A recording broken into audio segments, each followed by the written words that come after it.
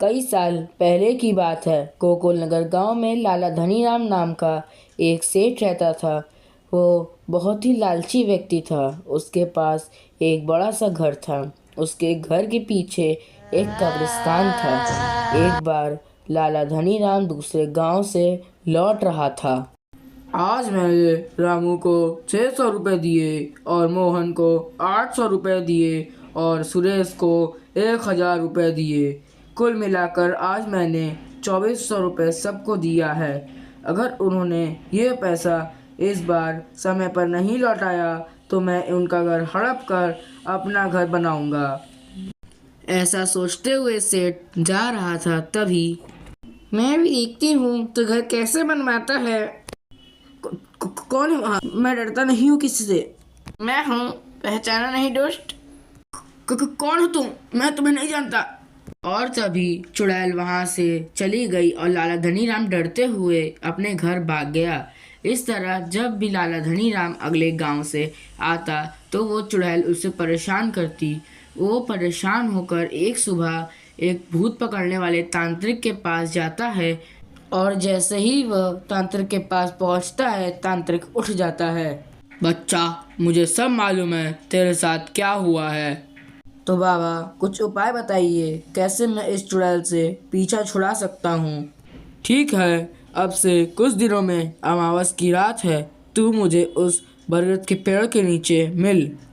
धीरे धीरे समय बीतता है और अमावस की रात आ जाती है। तांत्रिक और सेठ बरगद के पेड़ के नीचे पहुंचते हैं। ओम ब्रीम ब्रूम झट, चुड़ैल आजा फटाफट। इस मंत्र को सुनकर चुड़ैल डर के बाहर आ जाती है। कौन है? किसने मुझे बुलाया? किसको मेरा भोजन बनने का शौक है? कौन है तू? इस सेठ को क्यों परेशान करती है? ओम ब्रीम ब्रूम सट। तांत्रिक के ऐसा पूछने पर चुड़ैल डर जाती है और बताती है, मैं इस सेठ से बहुत क्रोधित हूँ। कई साल पहले की बात है। एक कुटिया में इसी गांव में रहती थी।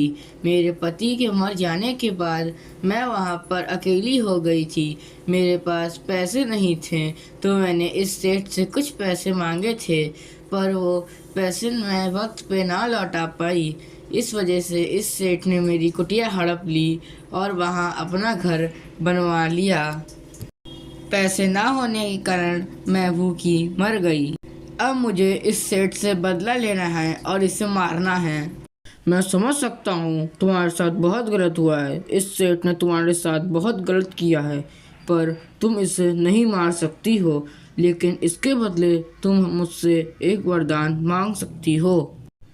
तांत्रिक के ऐसा कहने पर चुड़ैल कहती है, मुझे अपना परिवार वापस चाहिए। ओम ब्रीम ब्रूम सट।